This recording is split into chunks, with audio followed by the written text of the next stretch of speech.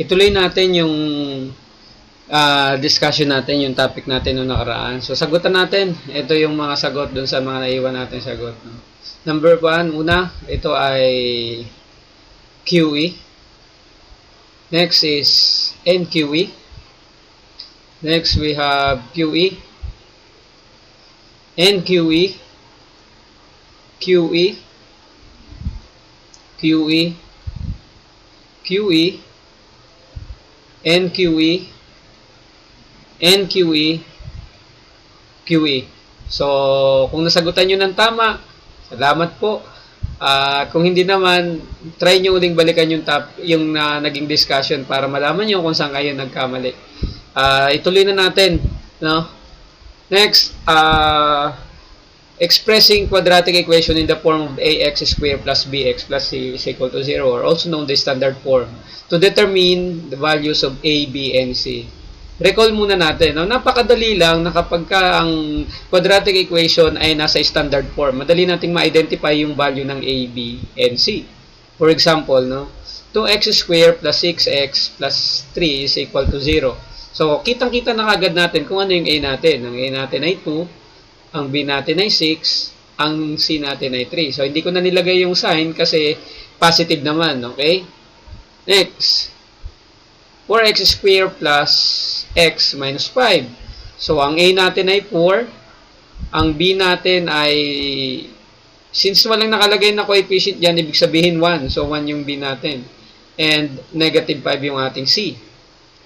Then, x squared minus 3x plus 2 is equal to 0. So, walang nakalagay na coefficient. So, 1 yung ating a. Tapos, ang b natin ay negative 3 and we have positive 2. So, pagka naka-form o naka-express siya sa form na ax squared plus bx plus c is equal to 0, madali nating ma-identify o nasa standard form siya. So, paano pagka ganito, no? Ang mga examples na binigay. So, hindi kagad natin makikita o mahirap ma-identify kung ano yung values ng a, b, and c. So, anong gagawin natin? Okay, yan yung pag-uusapan natin ngayon. Tuturuan ko kayo kung paano mag-express ng quadratic equation into standard form or in the form of ax squared plus bx plus c for us to determine the value of a, b, and c. Okay, so mag-start tayo dito. Okay, i-rewrite natin siya ng ganito, then i-identify natin yung a, b, and c niya. So, start tayo sa number 1. This is the simplest example, no? Wala tayong nakikitang iba. So, meron na tayong quadratic term, meron na tayong linear term, meron na tayong constant term. Ang kailangan na lang natin is arrange natin sila in descending order. At dapat, quadratic term yung mauuna, followed by linear term, followed by constant term, then equate to 0 para makuha natin yung a, b, and c. So, ito yung pinaka-simple. No? Una, so, pakita natin, x squared, ito dapat ang mauna. So, since na nasa right side siya, kailangan daw nasa left side siya at nasa unahan. Lilipat lang natin siya doon. Okay? So, nung lumipat na siya dito, ang ginamit natin dyan ay property of equality. Addition property of equality. Yung iba naman, ang tinatawag nila ay transpose. Transpose daw, tumawid sa kabilang sign. Sa kabilang side ng equal sign. Negative, naging positive. Okay, then copy lang natin yung 2x, inilagay na natin yung positive para yung plus para magkaroon ng separation yung dalawa. Okay, no. Then equal sign, then 5, ito lang, no. Then ito naman yung susunod na ilipat natin doon. Constant term natin yan no, para maging 0 na ito, wala nang matira. So, sa pangatlo siya, yung constant term. So, mauuna uli yung quadratic term, linear term. Since na positive siya dito, naging negative siya sa left side ng equal sign. Then equal to 0, naka-standard form na ngayon siya. So, dahil naka-standard form na siya, madali na nating ma-identify. So, lagay natin dito, no? 4x squared plus 2x minus 5 is equal to 0. So, ang a natin ay 4, positive 2 yung b, negative 5 yung c. Madali na, di ba? Okay, so, simple lang. Ilagay natin dyan para makita natin. Ayan na ngayon. Next, number 2 tayo. So, medyo nagkaroon ng parenthesis. So, pakita natin kung paano naman yan. Kapag merong parenthesis, kagad kayong nakikita, ibig sabihin hindi pa naka-standard form yung quadratic equation natin, kailangan nating ma-eliminate yung parenthesis. So dito, kailangan nating ma-eliminate ito o maalis. Paano natin gagawin? Okay? So, para masabi nating standard form na. So, ang gagawin natin ay, una, yan, naging ganyan. Bakit naging ganito? Okay. I-recall lang natin. Recall natin yung distributive property. Ang ginamit natin dito ay distributive property, which is, dinistribute natin yung, ayan yung distributive property, a times x plus y is equal to ax plus ay. So, ibig sabihin, dinistribute natin yung 2x. Papunta dun sa 3x. So, 2x times 3x, the answer is 6x squared. Tapos, dinistribute ulit natin yung 2x doon. 2x minus 2x times negative 2, the answer is negative 4x. Then, equal to 1. Sunod ay, ito, dapat maging 0 yung ating nasa right member. So, lilipat si 1 doon sa kabila. Positive siya, magiging negative. So, the answer is 6x squared minus 4x minus 1 is equal to 0. So, naka-standard form na siya. Okay? So, lagay na natin siya sa table. Ayan. 6x squared minus 4x minus 1 is equal to 0. So, madali nang ma-identify. A is 6, B is negative 4, and C is negative 1. Tutukulin natin siya rito. So, nakikita na natin, no? Madali na makita pag nakaganito na, naka-form na siya, naka-standard form na siya. Paano naman pagka may ganito? So, isa pa sa dapat natin tandaan, pagka merong fraction pa, hindi pa siya naka-standard form o may denominator pa. So, ang gagawin natin dyan ay, okay, pakita natin kung paano natin gagawin. 3x minus 2 is equal to 1 over x. So, dapat matanggal natin yung denominator na x. Okay? So, ito. So, pagka ganitong mga pagkakataon, i-recall natin yung LCD, which is the least common denominator. Kung naaalala nyo pa, so, iisa-isahin natin yung term na given. Yung 3x, yung negative 2, tsaka yung 1 over x. So, identify natin yung LCD nilang tatlo. Ang denominator nitong 3x ay 1, ang denominator nitong negative 2 ay 1 din, tapos ang denominator ng 1 over x ay x. So, ibig sabihin, ang LCD nila, the least common denominator nilang tatlo ay x. So, yan ang kanilang LCD. So, anong gagawin natin dito sa LCD pag nakuha na natin? I-multiply natin yung both side of equation o both side of expression doon sa LCD. Okay? So, tapos times natin sila parehas by x. Tapos magiging ganito na pag tinimes na siya sa x. O, anong ginamit natin?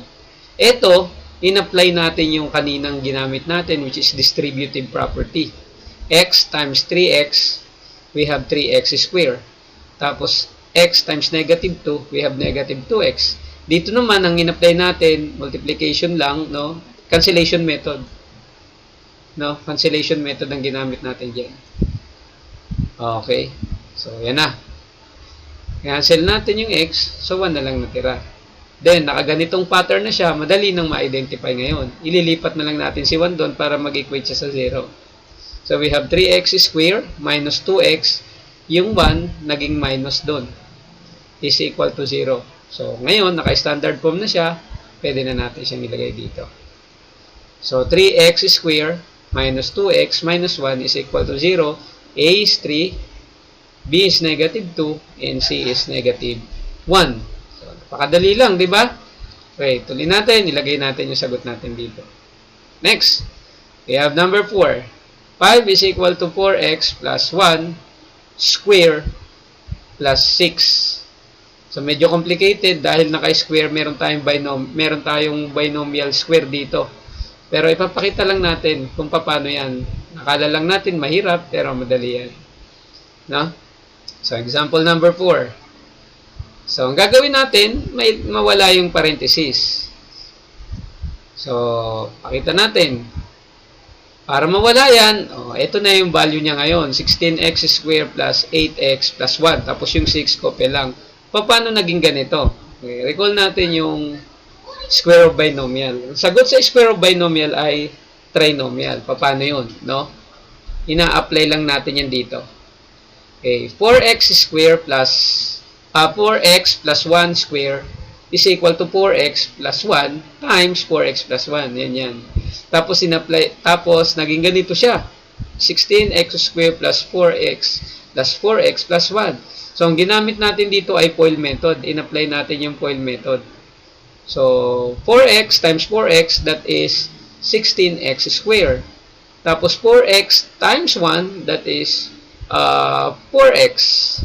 Tapos, 1 times 4x, that is 4x. And 1 times 1, that is 1. Then, sunod nangyari, naging ganito na siya. 16x square plus 8x plus 1. So, paano nangyari yan? Kinumbine lang natin yung similar term, which is 4x plus 4x. 4x plus 4x, the answer is 8x. So, wala nang common term, wala nang similar term, simplified na siya. Ayun, binalik na natin siya doon. Okay, then, ang sumunod na nangyari ay, ganito. 5 is equal to 16x square plus 8x plus 7. Ano naging 7? Saan ang galing yan? Kinumbine natin yung parehas constant. No? Isa sa dapat natin tandaan pag mag-express tayo ng quadratic equation into standard form, dapat walang parehas na term. Isa lang ang quadratic term, isa lang ang linear term, isa lang din ang constant term. Dito, isa na lang yung quadratic term natin, isa na lang yung linear term natin, pero dalawa pa yung constant term natin. Pwede natin yan silang pagsamahin. Similar term ang tawag yan. Pag inad natin sila, 1 plus 6, the answer is 7. So, wala na, tig-iisa na lang. Next, ano sumunod nangyari? Okay. Pinagpalit ko. Ang tawag dyan ay symmetric property. A is equal to B is also equal o parehas lang sa B is equal to A. Pagbalik ka rin lang natin. Bakit? Para madali nating makita yung standard form natin, yung pagkasunod-sunod niya. Quadratic term, linear term, constant term, equal to 0. So, dapat mawala yung 5. Okay? Ano nangyari doon? Ito na, equal to 0. Bakit? Lilipat si 5 doon. Since na lumipat si 5 doon, magiging minus siya. Kaya ang nangyari, yung 7, minus natin sa 5, kaya naging 2. 7 minus 5 is 2. So, ito na ngayon yung ating standard form of quadratic equation.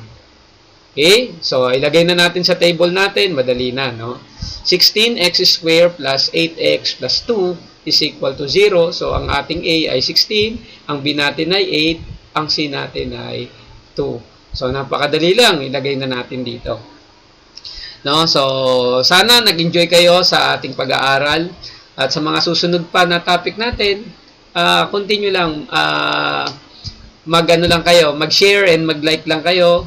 Comment na rin kung meron kayong mga gustong idagdag sa topic natin. Kapag kaya kong i-discuss, i-discuss ko. Gawin natin to, no? Para mahasa naman yung ating pag-aaral. Maraming salamat po and God bless.